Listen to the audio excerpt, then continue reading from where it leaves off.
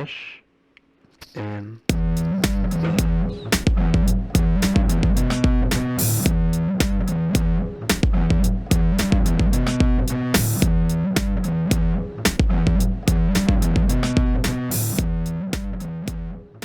All right, welcome back to another episode of Fresh and Buds. I am your host, Tommy Fresh, and you are all my buds, and I hope everybody's having a great summer of fresh. It is a hot one here in the States, and I think in a lot of parts of the Northern Hemisphere right now. We're having a heat wave. It is currently, well, I was saying 97 now in New Jersey, and I am joined by someone who's also feeling the heat in wonderful Ohio, Mr. Jordan Kennedy from the one and only Flesh and Pod podcast. How you doing, buddy? Not too bad, man. That's the most enthusiastic I've ever heard you sound about Ohio. So, well, you know, there's some Ohio hate coming, you know, down the pipeline. Trust me, as is deserved. Yeah. How you doing, buddy? You doing well? Yeah, not too bad, man. Life's going really good. Consuming a lot of Flesh and Blood content, doing a lot of other stuff. It's kind of a peak season for my wife and I, so we're kind of doing well, man. Nice to be here. Yeah, no, it's nice to have you. Now, you know, before we get into it, I should mention what brings this show to your ear holes. The Patreon. You guys can check out the Patreon for Fresh and Buds. It helps me keep the mics hot and the lights on, and I really appreciate it. It's not required, obviously. Nothing behind a paywall here, except for some weird solo eps that I'll do on the Patreon, and they are weird, and there's jazz playing behind them. So, you know, if you want to see what that's all about, I would say go and check it out. But we do have an episode to get to here. I'm joined by Jordan. You are 1/3 of Flesh and Pod, a wonderful podcast with your wife Abby, who is scheduled to be on the show next month. And wonderful Logan, who I spent the weekend with in Vegas, and I plan on having him on. He doesn't know this yet. I had planned on having him on in September. I wanted to space you guys out 1 month at a time. But can you give us a little story of you before we get into Flesh and Pod and Flesh and Blood in general? Yeah, sure. I mean, I've played TCGs my whole life. I'm a 90s kid, so like Pokemon was like the craze, kind of fell into that like every other, like, you know, boy my age, I guess. Played that, and then Yu-Gi-Oh all the way through like middle school, and really didn't do anything else. Like I wasn't a sports guy. Like I wrestled in school and like was in band or whatever, but really kind of just like I was a gamer. Stopped basically right around high school, kind of got into some other stuff, you know, started like trying to go on dates and like do all that other kind of, you know, dumb stuff we do as kids that isn't playing cards, and waste a lot of time. And then in college, actually, I got back into Magic. So I know that's the banned word in your Discord. We're allowed to say it on the pod because, you know, we got to make some references here and there, but yeah, right. Yeah, Sure. continue. Sure. Yeah, sure. Like, yeah. So I played the M word all through. I don't know if that's appropriate, actually, now that I just said it. That's all right. Yeah. So I played Magic. And then when I picked up my senior year of college, I was in like this long-term relationship, and she broke up with me, and I didn't have anything else to do.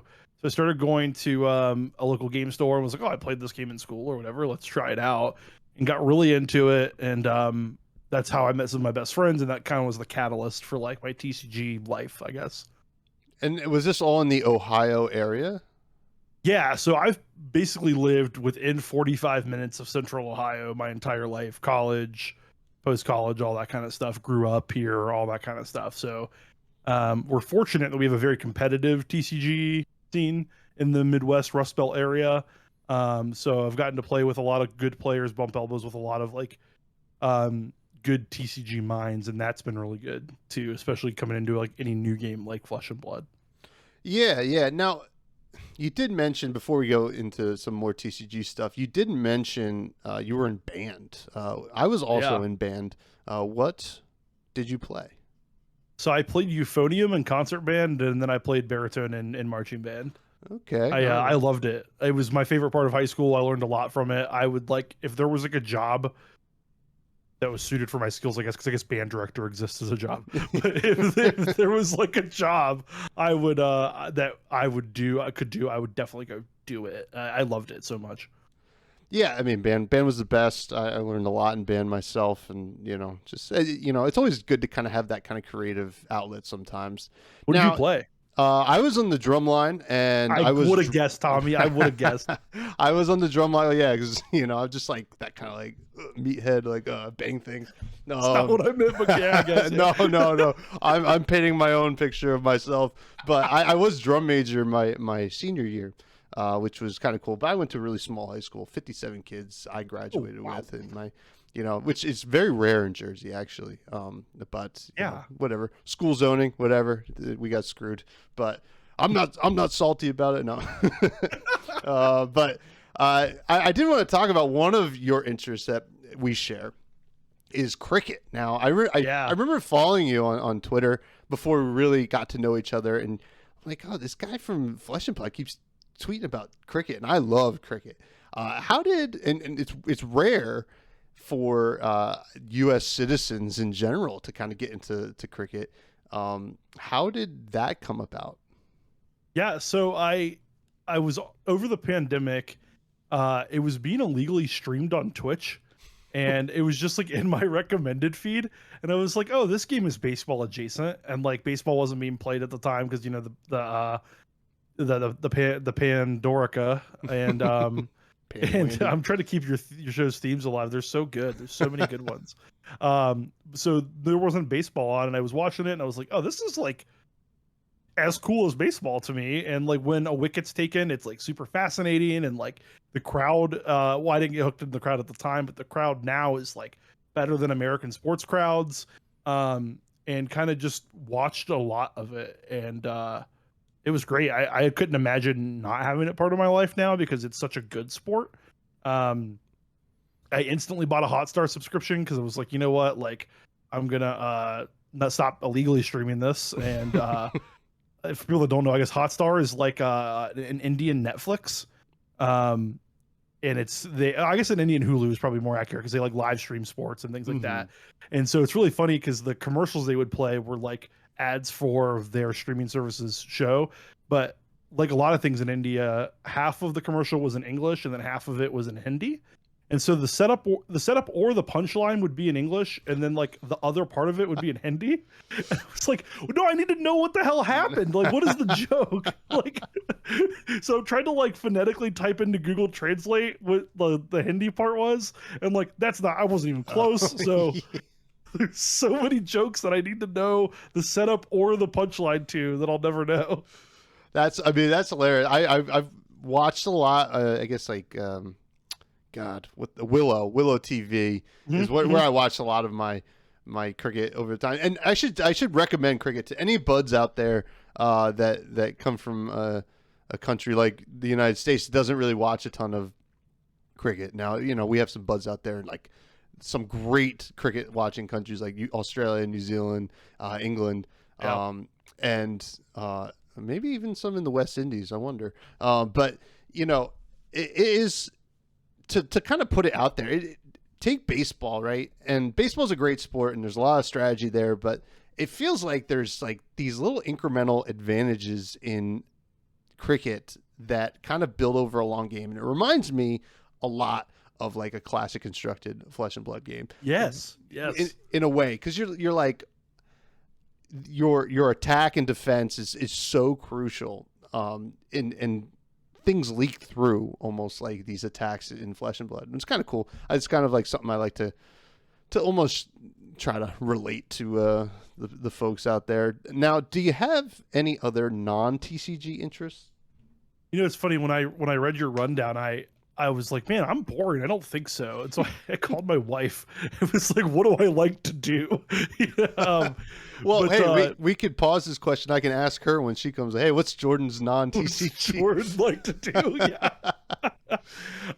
Honestly, so the one of the biggest things is sports. I'm a big baseball's probably my favorite sport. Conversely, my favorite sport team is like the Cleveland Browns.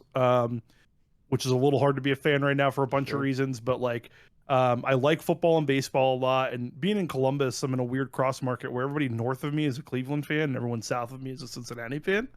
So we fight all the time in Columbus because we're all mixed together. I play a little bit of chess, like recreationally, not any good or anything, but I do like spend some time try to study that a little bit. And then I like MMORPGs a lot. Like World of Warcraft, Final Fantasy 14. Played those on a hardcore level for a number of years and still keep up with the scene and stuff. So all gaming related, I guess, in some way. I think something you can be a fan of, especially like in the sports world. You know, and then Fab, like following Fab players. So that's kind of a little bit of everything, I guess. That's it. You know, funny that you mentioned that. I guess I should call out right now that, I mean, we have the Pro Tour Lille fantasy draft coming up that we will both be a part of, and that's very exciting. Can you tell us a little bit about that? I kind of waited to tell the folks on the pod about it until you were on. Oh shoot, yeah, thank you. So we are going to be drafting. I think there are 9 of us are going to be drafting fantasy teams based on participants at Pro Tour Lille. So if you're not like a fantasy sports player, basically what's going to happen is we're going to pick players that we're going to like follow, and for every match point that player scores in the tournament, your team will get a match point. And whoever has the most match points at the end of the tournament will win like the fantasy draft. And so the cool thing for like community members that they can do is they can sign up to be assigned to like a back to back a content creator, and if their content creator wins, they'll win prizes and promos and stuff supplied by like the losing content creators.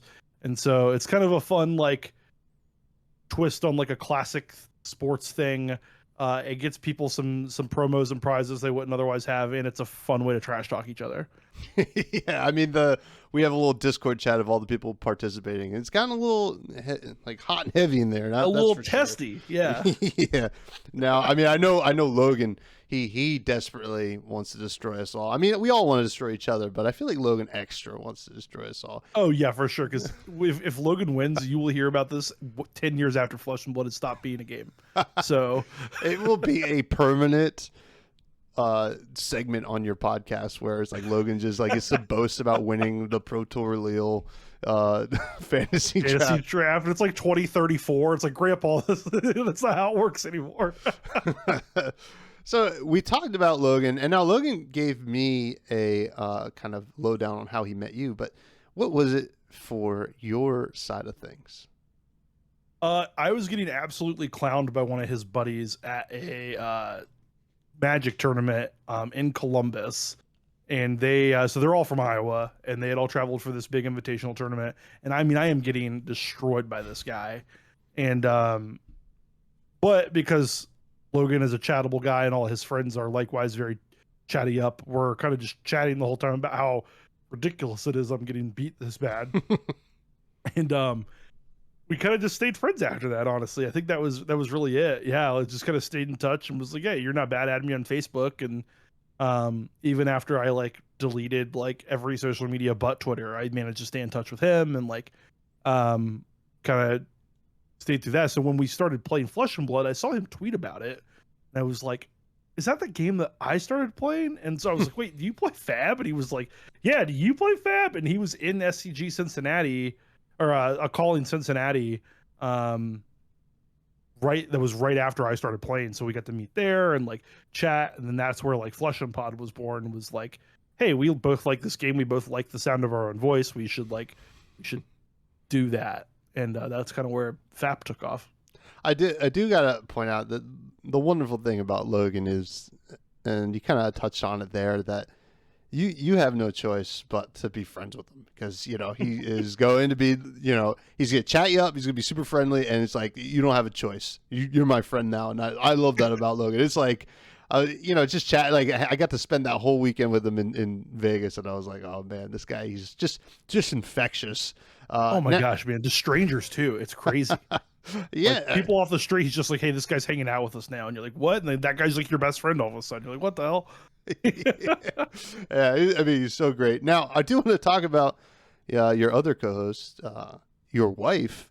Yeah. This is a not rare thing, but interesting kind of dynamic. You have Abby on there. She seems to be the glue, right? The glue for your podcast, keeps you guys on track. Yeah, for sure. And I remember when I came on for the round table, she was sadly missed, but you did a good job of keeping us all. You did a good Abby impression and kept us all like on track now. How did you and Abby come to be? Yeah, so we actually met on Tinder, which at the time was unique. Kids meet online all the time now. I think it's like the de facto place to meet your partner these days. But at the time, it was really unique. Nobody is unclear about what the purpose of Tinder is. That's how every relationship on Tinder started. Was we just met, and she never left, and we just kind of just kept hanging out.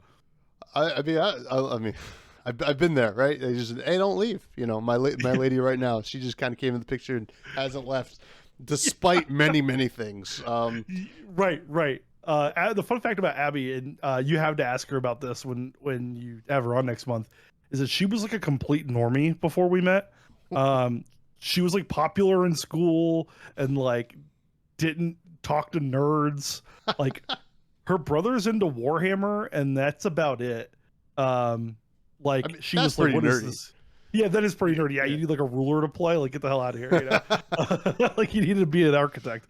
So she came to a Magic tournament with me because it was in a good location. She just wanted to like go to the city. And we met a friend there that had qualified for a Magic Pro Tour, but was going to defer the invite because it was a bad format for him and he wasn't comfortable. The location was to Honolulu that he was deferring the invite to, and Abby could not fathom why somebody would turn down free flight and hotel to Honolulu. And like, this was like her introduction to the culture. It's like, yeah, we're losers. Like the EV that this guy is gaining is way less than a flight to Honolulu, Hawaii. Oh my God. I mean, I gotta say I'm on Abby's team for that one, but yeah, God, that's hilarious. Now you guys have a great podcast, and I love listening to you guys because you guys really have a nice niche in the. It's weird to call it a market. You have a nice niche in the podcast realm, right? I know what you mean, yeah. Yeah, in the flesh and blood podcast realm, it's very you guys like current events, and it's just like, but it's also kind of just like, hey, we're gonna just chat, and that's like sometimes the best kind of podcasting, I think, and it's not. Like we're getting heavy into the books or anything like that, and it's very welcoming and open, and I think that's an awesome way to be. Now, are you an avid podcast listener? Outside of that, because I know Logan said it's like he said that you was like, let's do a podcast, and I think in my experience that you have to be somewhat of a podcast fan to want to do one. Wait, did Logan say he said make a podcast, or did I make a podcast? Or no, that you said that you want to make a podcast. Oh no, so that's not how I remember. I remember Logan saying we should make a podcast. That's interesting. I'll have to get on him about that. That's interesting. But I am a podcast guy. I am we talked about this a little bit before the show, that I am a true podcast guy. I want it audio. I want it on an app. These kids these days with their like YouTube and having to see the person. Like, I feel like such an old man. Yeah, I mean, we're both a little get off our lawn about it, but that's okay. We still upload our podcast to YouTube. You guys could watch the blank screen. Begrudgingly, by the way. Every time I fire up DaVinci Resolve, I get a little sad, Yeah. But no, yeah, so we did decide to start the podcast because like I said, we both like talking. I like podcasts. I'm very streaky with them. There are shows that I'll listen to every episode of for like 6 months and then like forget that show exists. Oh wow. Same thing with like any story podcast. Like Adventure Zone is a big one for like D&D, or like there was one about some lady that accidentally discovered time travel that I really liked. And it was like cool. I'll have to find the name for you. It was really cool. But I listened to like 80% of that in like 4 days, and then was like, I don't know what the ending is. Never finished it. Because I'm just really streaky. And I think that's how I am with my podcast too, where there's days that I wake up or weeks that I wake up and I'm like, we're gonna like make Flesh and Pod a media empire, you know. And there's days I'm like, who wants to record today? I don't, you know. So I think that's my personality a lot, but I do love podcasts, man. They're such a good storytelling mechanism. It's like the radio, but it's stuff that you want to listen to and you can skip the commercials. Yeah, you know, curated radio is a great way to put it, actually. Yeah, it's better than Sirius XM, you know, but you know, I love it. You know, I love podcasts. Yeah, me too. I mean, yeah, I mean, I get you on there's some that I listened to for a long time and then I stopped. You know, there's a couple of Magic ones that I unfortunately had to stop listening to because I just don't play the game anymore. You know, one was limited resources. That one was a big one for me, and now I don't play the game, which is almost that a show little was sad. so good. Yeah, I mean, Marshall Sutcliffe. I mean, I would love to just talk his ear off about just how he built that, you know, and he's just wonderful. But the show name was Ars Paradoxica, by the way. That sounds awesome. ARS Paradoxica. And basically this lady, she accidentally invents time travel while working on like a project and gets transported back to like 1940s, pre-US involvement in World War II. And she's from like 2010. So awesome. Like it's fascinating. It's so good. And like there's a certain point where I just like, for whatever reason, I don't know if like a work schedule changed or whatever, that I stopped listening to it, but I just added it back to my podcast feed because I need to get back into it. Well, I'm glad. Sorry to cut you off. No, you're good. The name. I'm glad to get you back on it. That sounds amazing. I'm gonna have to listen to it as well. Now, how long before the inception of FAP, Flesh and Pod, when did Flesh and Blood come into your life? So the running joke on Flesh and Pod, unfortunate acronym for what's a good a good show name. Unfortunate acronym, or fortunate, depending on how you look at it. Yeah, you know, it's rewarding. Right, brand recognition, at the very least, I guess. The running joke on the show is that I started playing back like in the before 4 times, like when Moses came down from Mount Sinai with the tablets. It was actually the rules to Flesh and Blood. And the reason for that is when we first started the show, I incorrectly guessed that I had been playing for like 6 months, and some of my friends in real life that were listening were like, dude, you've been playing for like 5 weeks. I was like, what? So we started playing right before Tales of Aria got released, and I don't know why. It might just be because of how good the game is or how much I was playing early, that it really just felt like I'd been in it for forever. And so like, but right before Tales of Aria, Abby and I bought some Monarch boxes and some Monarch Blitz decks and like got really into it. So not very long. And then Logan and I started the podcast in December of last year. So like maybe 2 months, you know, kind of jumped right in, which is, now that I think about it, a very fast timetable. But yeah. Now, I mean, I gotta say that I can understand that it would feel like 6 months, because I started playing probably about a year ago, around this time, right? And messing around with those Blitz decks feels like 2 years ago, right? Those Blitz decks that I picked up, which is like, it's bizarre. I mean, there's so much that happened in this first year of like major Flesh and Blood explosions, I guess it would be a good way to say. Now, what are your aspirations for the game? Are you competitive, you know, or are you a little more on the casual side? And, you know, and if not, what is your aspiration kind of aimed at? You know, it's funny. I struggle with this question a lot because I am a competitive minded person. The term Logan and I use a lot is a competitive hobbyist. In that, like, when I play a game, I desperately want to win. I despise losing more than anything else in the world. My favorite movie in the world is Moneyball, by the way, fun fact about me. And so I build way too many life quotes from that movie where like, you know, like I hate losing more than I like winning, and there's a difference, and that's very true, and that's very toxic. Like, that's not good mental health, you know. And like, if you don't win the last game of the season, nobody gives a shit. And like, I feel that about Flesh and Blood tournaments. Like, my goal when I play one is to go undefeated and win the tournament, because like, my goal round 1 is to win. My goal round 2 is to win. My goal round 3 is to win. So why not just be 15-0 and be a Pro Tour champion? You know. and that's not really realistic, A, but B, like I also struggle greatly with like time management. Mhm.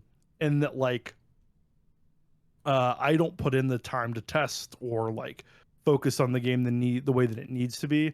So like I approach this game very competitively, but like I also don't at the same time with like my practice, um, with like my action or time management. And that's more of like that's more of a symptom of a greater thing of just being bad at time managing and Mhm. focusing on goals. But like, so yeah, to directly answer your question, yes, I'm competitive. But with the time that I currently invest in it, my main goals are like making sure Flesh and Pod is, is growing, doing things with like Abby and Logan and like the local community here and making sure that we're growing the game, because growing the game is good for everybody. It's good for content creators. It's good for casual players. It's good for podcasts.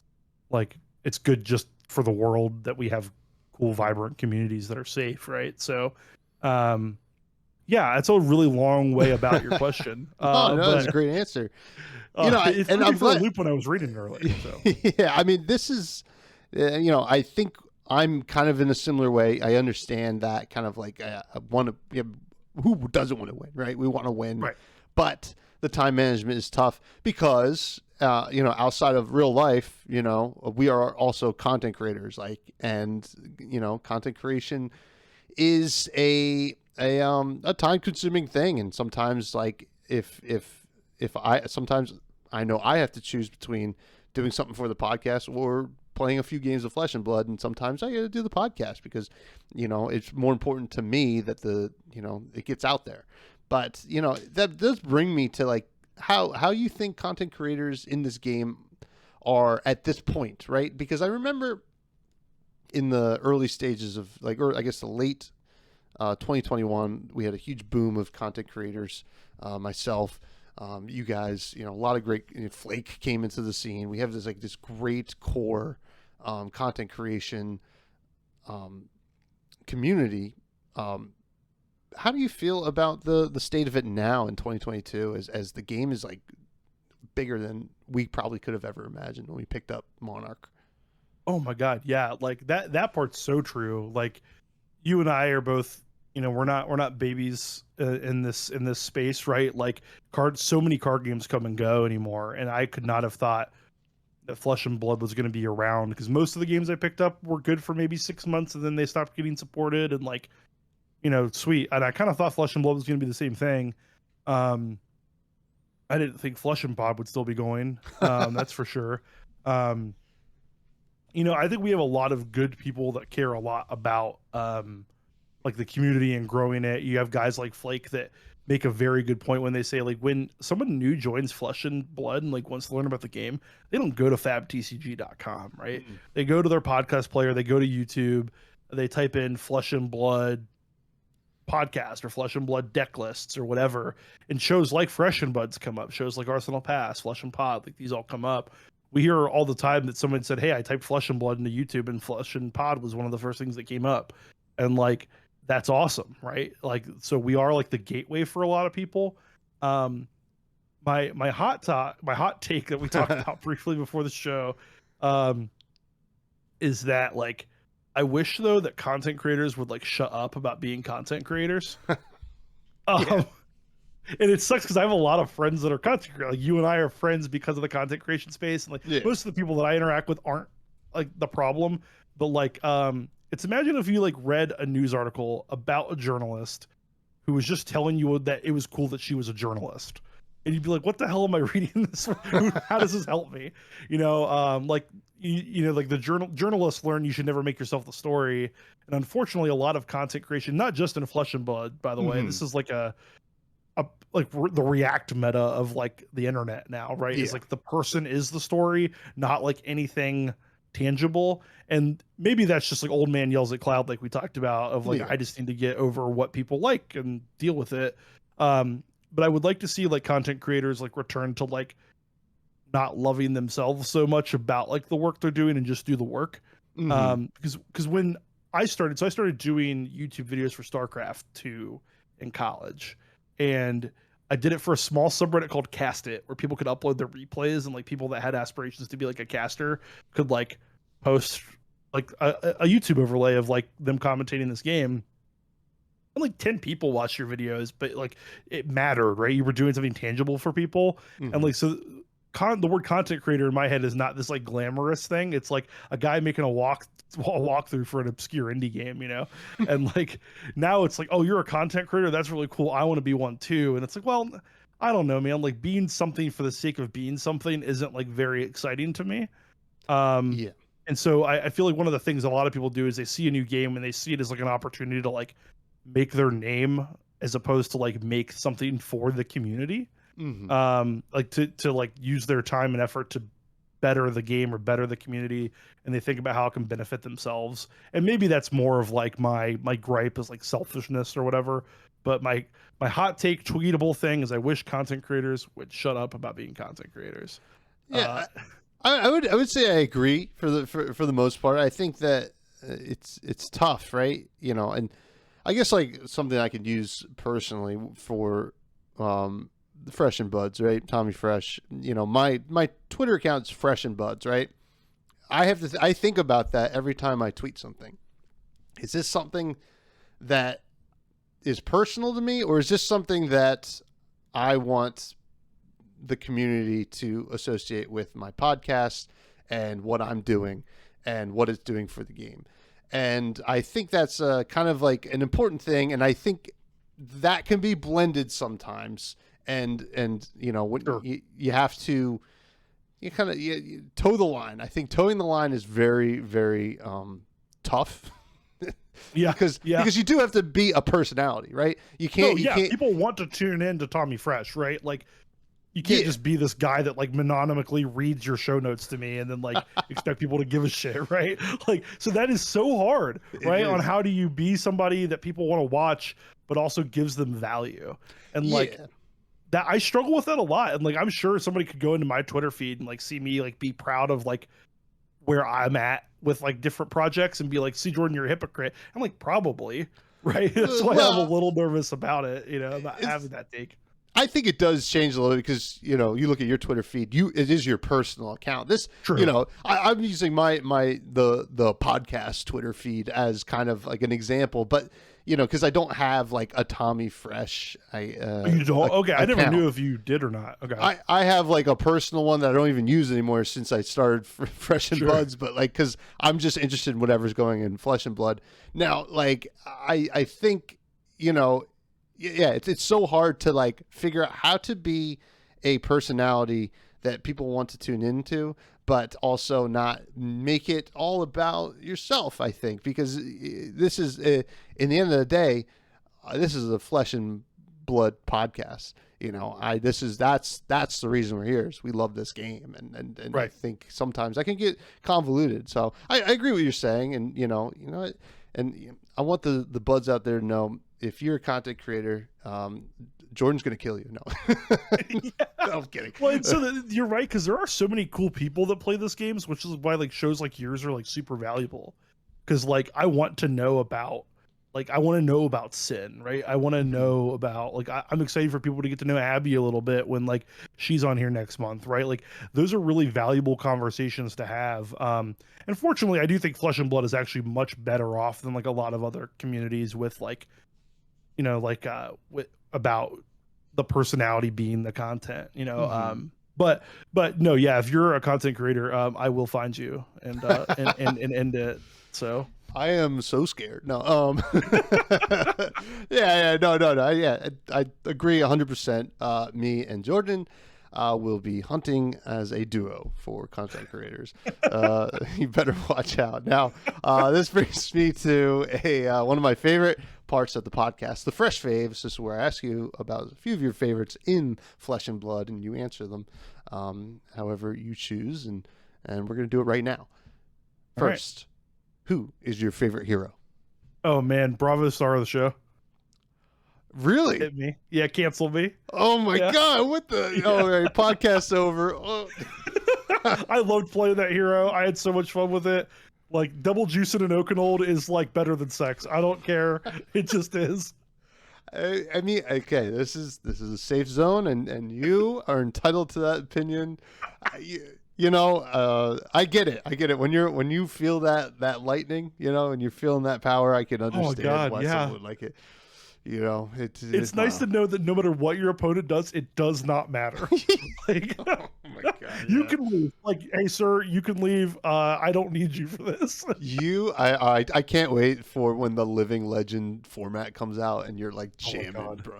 I mean, at that point, you might not even be good, but you know, oh man, jeez. Who wants to test against Bravo? Yeah. Yeah, jeez, oh man. Well, all right. What is your favorite weapon? Rosetta Thorn. Jeez, man, what are you doing? Like all these like cards that shouldn't even exist. Right, all the broken bad cards. Yeah, that. Yeah. I like how easy it is to turn on. Okay, duh. And right. then, but I do think it operates on like a really interesting axis. Like I think arcane damage is really good, like a really good mechanic, as opposed to something like Spectra that I think is like a garbage mechanic, right? Yeah.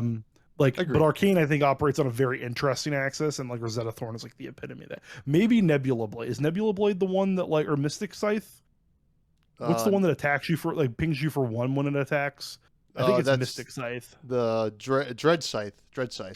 Yeah, Dread yeah. Scythe. Yeah. Yeah. That maybe okay, maybe I can capitulate down to that being my favorite weapon. I mean that one sucks. So Yeah, yeah, right. Like I want the imagine if I could play Rosetta Thorn in Bravo. Like, oh my god. I'm sure they're gonna like errata it to be like just 'Cause they have elemental no idea what weapon. they're doing. There's like, oh yeah. No, you wanted it to be elemental, not Runeblade. Well, yeah, okay, it's just elemental now, and Starvo can run it. Blink and Rosetta Thornia. Oh my god. Favorite equipment? Oh, is it gonna be Carrion Husk? I mean, I would agree with that one. Yeah. Oh yeah. No, it's actually Scabskin leathers. So I do have a fun casual. Oh, nice. Hell yeah. Yeah, I love rolling bones, man. Yeah, I am yeah. a gambler at heart, and like we will talk about that. But like, I love it, and the fact that like when I'm playing Rhinar, the best decision a lot of the time is just like, hey, let's roll bones real quick and see where we end up. Yeah. I mean, I do love some scabby skins. Now, what is your favorite non-hero, non-weapon, non-equipment card? Your run-of-the-mill cards, non-attack actions, and or attack actions and instants. Become the Arc Knight. Become the Arc Knight. Okay, Yeah. why's that? I think that card is so incredibly skill intensive. It reminds me a lot of just a draw comparison. This won't mean anybody that hasn't played the game, but Brainstorm from Magic, and that you have so many decisions from the moment you cast the card. What am I discarding? What am I tutoring up? What does the rest of my turn look like? Am I getting a card to like pitch? Am I getting a card to play? Most of the time, yeah. What am I discarding? How does that interact with my like my gameplay and going forward? I think there are so many decisions that like when I have to become the Arc Knight in my hand, I instantly feel dumber because like my brain slows down and is like, wait, we have to process a lot more decisions now. And I love that. I love that part. It's funny, you know, it is definitely skill intensive, just like the hero you chose, right? Yeah, exactly. You don't have to cast cards like Become the Arc Knight if you just have all three elements in an Oakenol.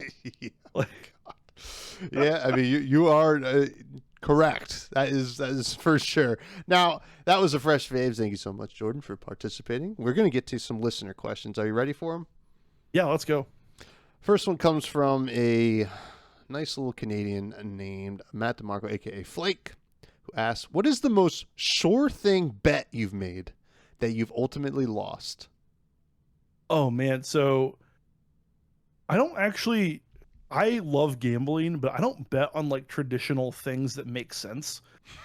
So I'm really degenerate in that like I gamble on like friends' credit scores, like whether someone will trip walking up the stairs at a baseball game. Like, hey, if I ask that guy how old he is, do you think he'll answer? If so, what do you think his age is over under? Like nonsense, like pure nonsense. You like know, prop like- bets. Yeah, just random prop bets on life, man. Like I had a buddy that we went to a Reds game and like was like, "Hey, I bet you $100 that someone will trip falling up the stairs in this game." And he was like, "Absolutely, that's such an error thing for sure." When this lady tripped falling up the stairs, I was celebrating this woman's demise. Like I felt so bad. Dude, I love my that. God. I Oh mean, God, I told her what happened and she didn't care because like I'm just like, this guy in the moment like trying to explain why I'm happy she fell and she's trying to get off the ground. It's completely inappropriate, but like I made $100, so like she's fine, you know. Yeah, I would have slipped her a 5 at least. You know, hey, Well, yeah, like for your bought her a beer. troubles. Maybe I should have done that. Yeah, like hey, thanks for doing me a solid here. But probably the most sure thing was is I bought my I bought a box of Uprising actually, and my wife and I were like cracking them in my brother-in-law's house. He lives up in Toledo, Ohio. And he has a 2-year-old, and she is a menace. She's a cute menace, but a menace all the same. And so she had picked up all of the commons and rares that like we didn't want or care about and put them in a bucket, and was just emptying the bucket out, putting all the cards back in the bucket, emptying the bucket out.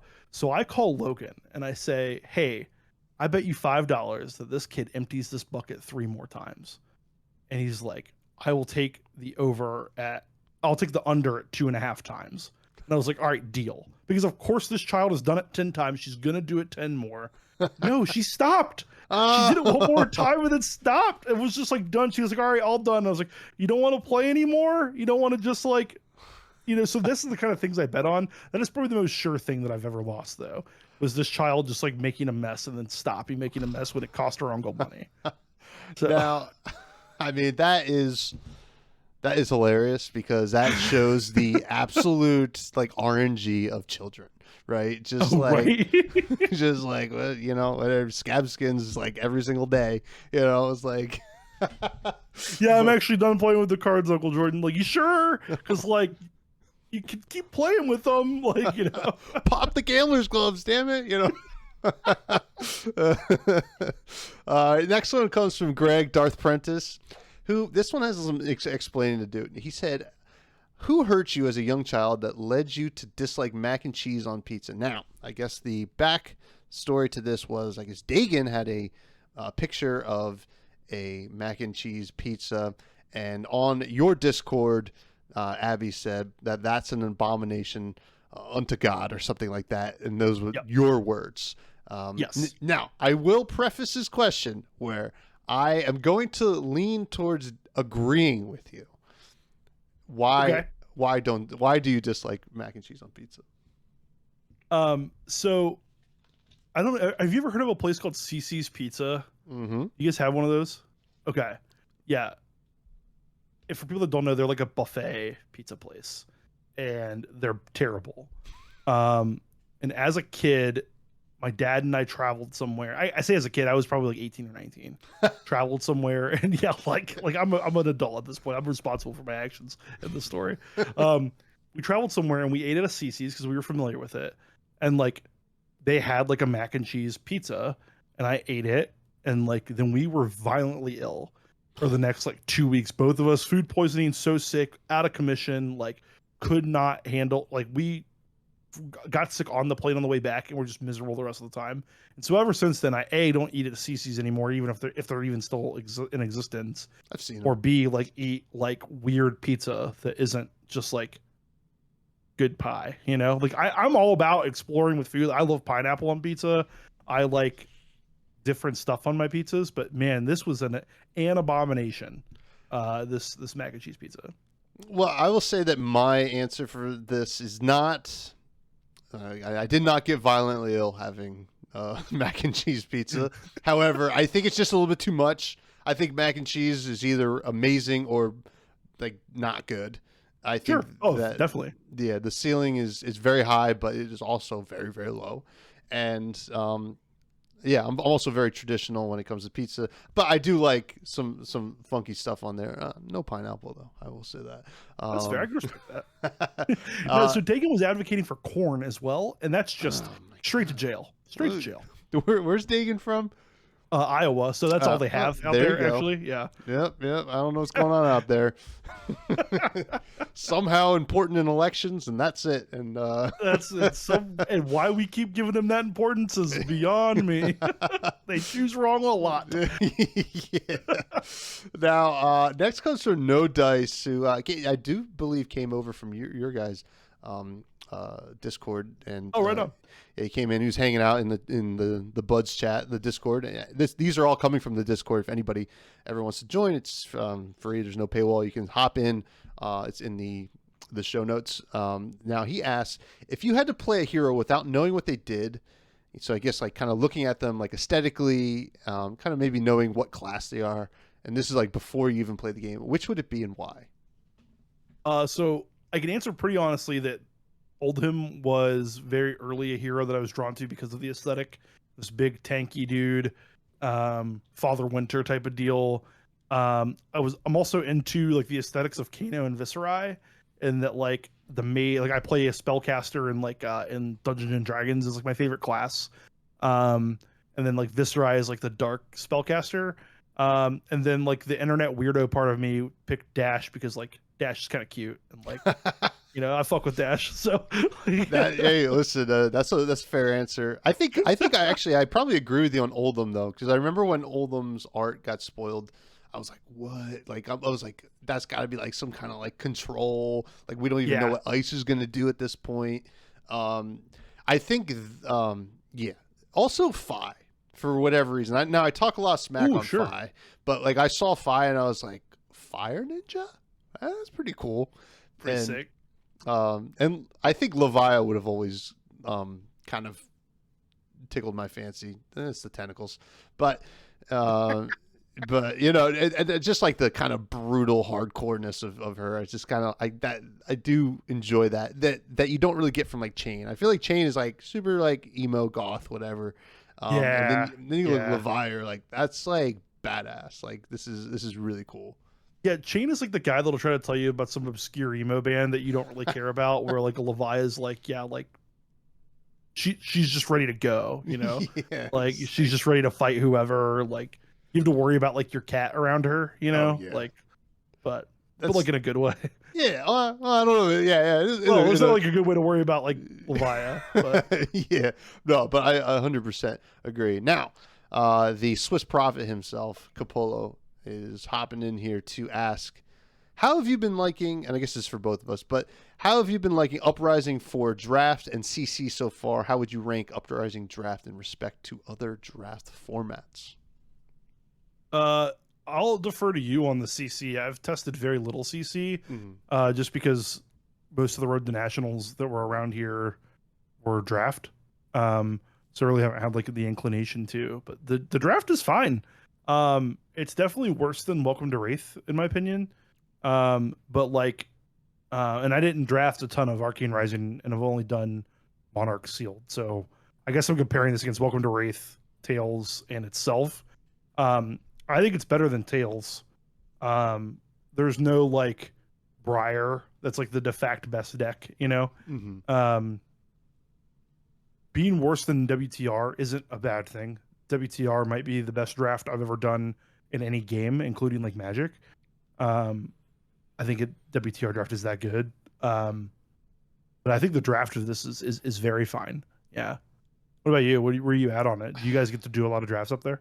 Yeah, I've done a decent amount of drafts. I wish it's like a shame, right? So I did a draft in Vegas of Uprising at the end on that Sunday, and it was a lot of fun.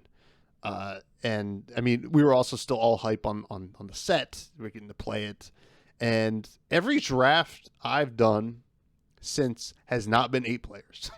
So it has been 6, 7, 9. I had an 11 on Sunday. Like it's just like at an RTN, and I can't really, I guess, use that fact against the draft. However, I will say this is a very challenging draft format, and I think that does not mean it's a bad one. And I'm willing to say right now I am god awful at this draft format. I think I'm doing something smart, and I'm just turn around and I'm not. And I think that's okay because it makes me frustrated enough that like how I am, I want to learn more, and kind of dig deeper and like, God, figure this out. I need to figure out this puzzle. And personally, I would rank it. It's hard to say. I actually really love Tales draft, especially post errata. And WTR is incredible. WTR is one of those ones you're just like, this is just like comfortable, and like you can really just settle into a hero. I think this 3 hero kind of design going forward is like a really cool thing, and it does challenge the drafter a little bit more. And I'm excited to see where they go with it. But I think Uprising's right around Tails for me. And WTR, it's kind of like on its own pedestal, I think. But in terms of CC, I haven't played a ton outside of testing. I've done a couple armories. I do have a CC Road to Nets this weekend, which I will be bringing Levia. Now, the wonderful thing... Shocker. Yeah. I mean, I do have a new Dromai build built, but Okay. I do not want to lose to Phi, and I think Levi has a crazy good matchup against Phi. Not crazy good, but a good matchup. Playable, And, yeah. Yeah. I mean, just like Deadwood Rumbler getting value by getting rid of their Phoenix Flame is just like feels like sure. amazing, because it's like one of the best turn one things you can do against Phi with Levi. But it feels like super wide open. This is like what everybody have been complaining for, like basically ever since I started this podcast, that we've had like Chain, then Briar, then Starvo, and now we're in this spot where like, God, it feels like you win with anything, which is like really cool, but also probably really frustrating for people who are testing. Yeah, like they're trying to like narrow down a deck for the Pro Tour, and you're like, all these decks are fine. Yeah, I don't know. How do you think that looks when like Prism gets Lesbian Legends out? I've heard some rumors that the format will go back to like being in a bad place. That like Prism is the cornerstone of all this. Do you think that's true? I don't believe that for a second. Prism can go kick rocks. I think we're gonna get something that kind of does what Prism does, but not at the annoying level, right? And I think we're already seeing that with Dromai, right? That Permanents that like you can actually interact with and not take your turn. Yeah, Dromai, in my opinion, now this is very limited with my play right now, but I would say that Dromai feels like a fixed version of Prism. And because it doesn't feel like an auto lose if like you're on like Oldham against Dromai or anything like that, right? You can still kind of, you have these huge poppers you can just block with. It's not like the Spectral Shields, like in Prism, like these little guys actually have Phantasm. So yeah, you can interact with them or whatever. Yeah. So that's where I'm at with it. I don't think Prism's really the glue holding this format together. I don't think it matters once Prism goes, because that's at least my opinion. I also just want her to be gone. I want her to be gone too. Don't get me wrong. I don't think Spectra is intuitive. I have a couple of friends that are very big Prism stands, and like try to convince me how Spectra makes logical sense to interact with, and it just doesn't. Like, its interaction with Gogan is so counterintuitive to the rest of the way the game plays that it's like very unfun to play against. But she'll be gone maybe this Road to National season. She doesn't get really hot this road. She was at 880 like last week, I think. Oh wow. Okay. So yeah, so she could, or like depending on how she does at the Pro Tour. If she wins the Pro Tour, I'm pretty sure she's definitely done. Yeah. And we have some like battle hardens and stuff like that in the next couple of months as well. Yeah. So I would say probably before Dynasty we see her go. Oh please. Yeah. Now, speaking of some drafts, I do want to talk a little bit about Cube, because I know we both have a Flesh and Blood Cube. I did an episode on it, and it was funny. At Pro Tour New Jersey, me and some buds, we drafted my cube, and then you and some of your people were drafting at the same time, and like we kind of like came up and like, how'd it go? It's like, I don't know, we gotta fix this, fix that, Tell us about your Fab Cube and like kind of your take and like your theories on how it should be. Yeah, well, I'm glad we're talking about it, because I am in between a lot of different ideas with my cube right now. So I guess at the outset, my cube supports Bravo Showstopper, Katsu, Viserai, Dorinthia as the 4 heroes that it supports. It's singleton cube, so one of every card and one of every stripe, and there's no power or rarity limit. So there are fableds all the way down to commons, obviously. I don't know if like Katsu is good. I think like the text box on Katsu is basically blank in my cube, and that sucks. And so we've debated putting Phi in there, but Phi might just be too good into those other 3 matchups. and like we tried to go talentless, which might just be an arbitrary like thing that isn't necessary to like isn't a necessary rule. There's so many different ways. So I'm a big cube guy for Magic. I have friends that maintain several different cubes and are very involved in the cubing space. So when I started playing Fab, I was like, you know what, the one thing I'm going to be the cube guy for Columbus because we have a cube guy for Magic, and I value what he did. So like, I don't know because I actually made some notes on my cube from today when I was preparing for this, and like making a lot of things because I've chosen the singleton route. There's a lot of design restrictions, and I don't know if those are good or if they're again, that's just like an arbitrary rule I'm following that's hurting me. So I'm curious to hear about like your thoughts too on like the way you approach like number of cards and card choice and all that kind of stuff. Because I'm kind of lost on a couple of different things. So what I'm at kind of a similar junction as you, right? And for those who don't know what a cube is, it's basically a curated set of cards that you can draft. You kind of shuffle them up there and split them into 15 card packs and yada yada yada. Now, I'm in a singleton cube, right? One of each strip and no power level kind of restrictions. My heroes are Viserai, Azalea, Rhinar, and Dorinthia. Okay. Currently, now I found the cube to be very fun, and it's only gotten better with Everfest with new like support cards and stuff like that.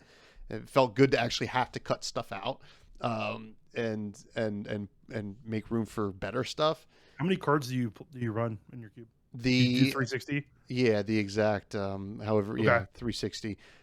Something I changed from initially I just kind of had the equipment in there. Now I have the 24 equipment that I shuffle up and distribute among all the packs. So there'll always be one equipment in the packs, and I kind of like that because sometimes you get like before you would like open a pack and it would just be like like scab skins, tunic, and you know there's no carrying husk in it, but like that's just an example, and that is like weird. It was like very awkward. So I think kind of designing it so that you can do one equipment per slot. It's a little bit extra work, but I think it is worth it.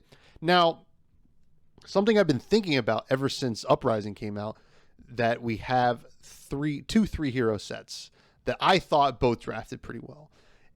Am I better off cutting a hero? Oh man. And trying to make this cube a 3-hero cube? Would that be easier and or is there not enough cards right now, or would I have to start doing more than singletons?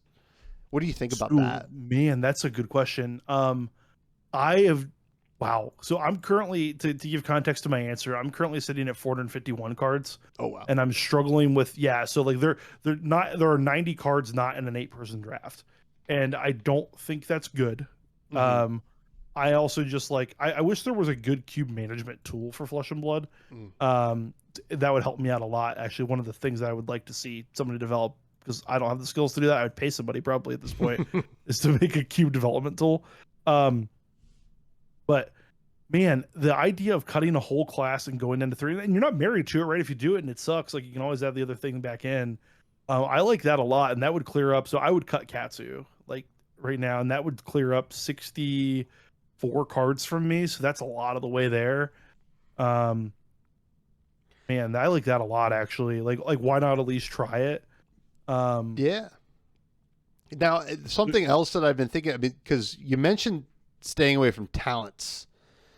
Talents are very interesting because I feel like if you add one talented hero, you have to at least put another of that same talent in, right? Because you can't just have them have one generic pool, right?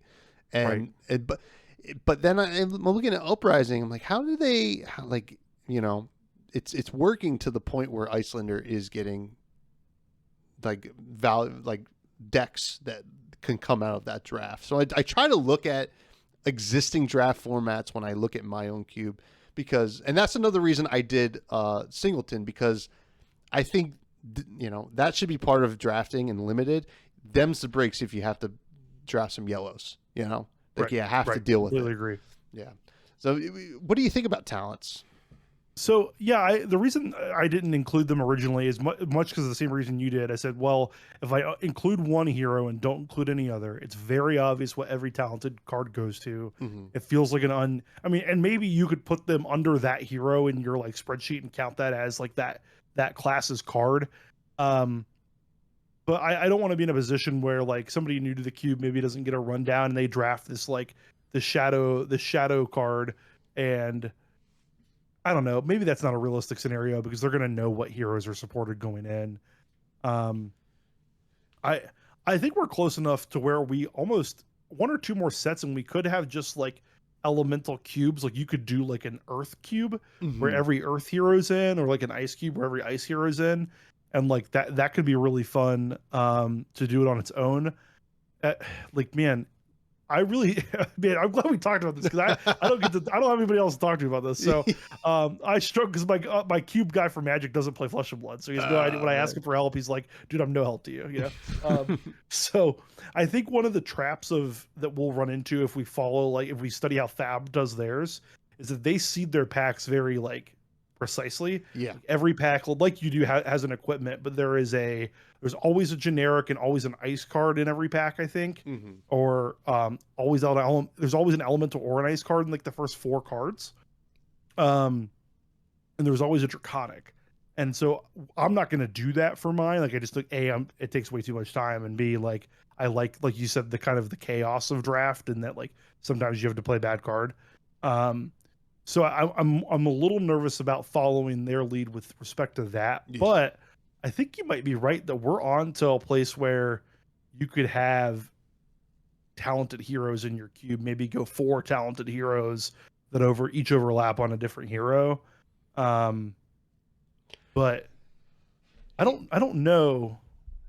Part of me wants to I'm make and you're probably gonna love this. I want to make an Aria cube, right? Where it's Oldham, Lexi, Briar, and then throw Starvo as a playable hero. Sure. So if you don't get there with I guess you can't even really do Oldham. So maybe you do Lexi, Briar, Icelander, Bravo star of the show, and you kind of just let it battle out. Now, I mean, I think you would have to edit your Bravo star of the show as a young hero, because you can't have 40 with 40 health. Yeah, with 30 cards is going to be really rough. But these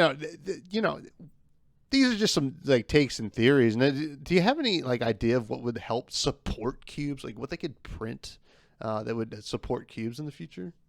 I'd like to see them just reprint heroes instead of like adding new heroes every set. Like just reprint Azalea, for example, and like give her cards, and this helps her, like this helps the weak hero in the game too, right? So like just like print the hero again and make them the center of the set again. Like rather than doing Bravo star of the show, like just do Bravo showstopper again. And that would give us some more tools. A lot of the problem with Cube at this stage is decks are is homogenous, the word I'm looking for. They all do the same thing.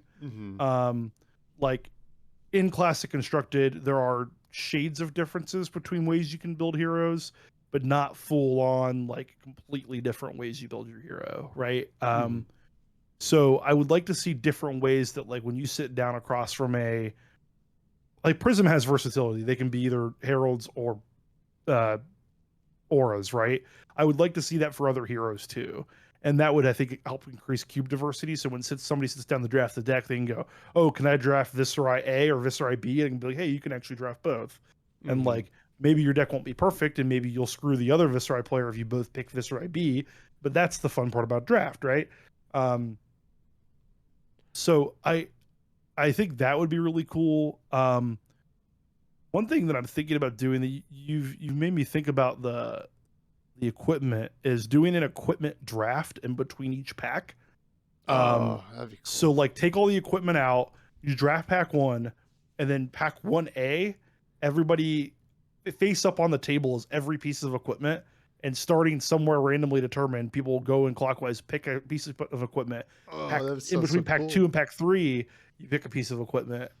It go in the opposite way. In between after pack 3, pick a piece of equipment. You pick the and like maybe you do it last again pieces. so that you could have the full suite. That's really cool. That's actually I really enjoyed that. And then, something that I know you hit kind of like on how there's not really like archetypes, right? Yeah. Like I do disagree somewhat because I mean, at least in my cube for Rhinar, right? You always have access to club, but you can draft claws, right? So you can kind of create archetypes through the weapons. I find, like Dreadbore versus Death Dealer, etc. For Azalea, but there does need to be kind of a little. I think once the card pool gets bigger, we will get different archetypes. Like there will be certain cards that like Azalea wants, right? Yes. That for a certain strategy, but it will fall apart if you go commit to that strategy and then you don't get the rest of what it wants to do. And that's one thing that's tough in Flesh and Blood in general is just kind of archetypes. It always comes down to control, mid range, and aggro. There's some combos and stuff like that, but outside of that, I'm not sure. Yeah, no, I think so. You make a good point about the weapons. The weapons do change the gameplay a lot, and I like having draftable weapons. For your Runeblade, do you have Rosetta Thorn as a draftable weapon in your cube? It is a draftable weapon, but it is not what comes with. It's not your Viscera. token. What comes with Viscera is what is it? Nebula Blade. So Nebula Blade, you Same, can always have access to it. But if you see the Rosetta Thorn, you're on Viscera, you take it, and you probably want to hate draft it a lot of times too, which is kind of fun. We have Duskblade as the Viscera weapon option. Now the way that I've designed my equipment is every hero, if it's printed in as a card that's legal for them, there's one helm, one chest, one boots, one arms, and then one weapon. And like if it's a weapon like Centauri Sabers or like Mandible Claw, you get the second one when you draft it. Mm-hmm. So like, do you have like say like Duskblade and Rosetta Thorn, or do you just have like, or whatever, two of the weapons, or do you just have one weapon that's draftable? They're in there as draftable. Like I have tokens that people can use, right? And they're like each like it's all whatever if you had drafted them in its base set, what you would have been able to use. Dawnblade, right? But I throw all the fun stuff. Like there is Dreadbore in the cube that you can draft for Azalea. There is Redliner. There is Duskblade. Okay, so you're not limited to just one extra draftable weapon. No, because I also you have to assume that 2 or 3 of them, the people at the table, are going to be on Viscera. So like. They won't always, and Duskblade's really not that good in draft anyway, but it can be in cube. And that's where I'm at. I like kind of like sprinkling that in there, like Centauri Sabers is available for Dorinthia. So is the axes, and you can draft Spillblood. So that's like kind of cool. If like you see Spillblood early, you're like, well, I'll snatch up the axes later in the draft if I see them. And that's like kind of the benefit of like I keep it down to the exact number. We don't have any extra cards outside of the cube that are left out, so that every card will be drafted at some point. Yeah, that's the thing that I definitely need to get lower on mine, and because it hurts, especially while having Katsu in the cube. It just like hurts consistency for decks that require consistency. So I think I'm actually just gonna like column B is my Katsu column. So I'm just gonna delete column B as we sit here and talk. Wow. Look at that. Get that out of there. Fuck that card. Yeah, Katsu sucks anyway. I mean, I just love talking about cube, and I was so excited that you were coming on. I just wanted to at least touch on it. So that's kind of sounds like where we're at, and it's kind of fun because we both just like kind of work through our own cubes in our minds, like as we talk to each other, which is like really cool. I don't even know if anybody's listening anymore. It's just like, okay, like let them do that. Maybe we'll tune in for the end here, but I just put in Maybe special. We should do a cube podcast. We start a cube podcast, dude. Is there enough content there? I don't know. No, but we'll figure it out. It would have to be like a monthly podcast. Like, hey, what are Yeah, we doing? right. Yeah, we need probably like a couple more sets out. I think probably another 2 or 3 sets out, to like really have like something to talk about for the cube. All right, this time next year, I'm gonna call you and we're gonna do a set. We're gonna do a doing podcast. We're doing it. All Yeah, right. you heard it here first, folks. Now a special segment here. I just wrote in the show notes. Basically, Ohio sucks. I don't know. I mean, like I was gonna kind of riff on like Ohio and but Ohio. I mean, to me, it is not the worst state. Connecticut's the worst state. Sorry to all the Connecticut people. You Northeasterners hate each other, man. Oh, I mean, I love a lot of New England. I deal with New York and New Yorkers generally. Upstate's beautiful and the city can be fun. Pennsylvania, I have a lot of roots there, but Connecticut, outside of your, lobster roll, I don't care. It's like You're dead to me. yeah, like your traffic is awful, and I'm just trying to get through you to go to Boston, and that's it. Oh, but I've been in Jersey. That traffic can't be worse than Jersey City. Well, Jersey. I mean, yeah. I mean, there's like this one highway in Connecticut, and it goes through like pretty much the whole state. If you're ever going up to New England from Jersey, and Okay. and you have to take it, and it's built like a country road, but it is a highway. And as soon as there's one accident, it is just backed up because there's no Dead. other options. And Oh. I hate Connecticut. So I will say I am very proud to live in Ohio. I'm very uniquely proud because there's nothing to be proud of here. We're a disaster politically. We're a disaster from businesses. We're a disaster from most of the people. So we're like Iowa in that sometimes we get to decide presidential elections and we almost always choose wrong. And I don't know why people keep saying that we matter. We're basically just like a solid red state at this point. But at the same time, it's like I'm uniquely proud of it because and maybe only in the way that someone from here could appreciate is we have our own culture, but not in the same way that's identifiable. Like people from Jersey, you can tell are people from Jersey, right? I have a generic Midwest accent. You have a New Jersey accent, right? It's cool and diverse and whereas I'm just this guy from the Rust Belt. So, I don't know, man. I will say I can respect, being proud of where you come, because Jersey people are so proud. We're all so proud to be from New Jersey. Bruce Springsteen comes on, I start crying. It's it is beyond. We are beyond proud to be here, and people like New Yorkers look at across the Hudson. They're like, "What is going on over there?" It's disgusting.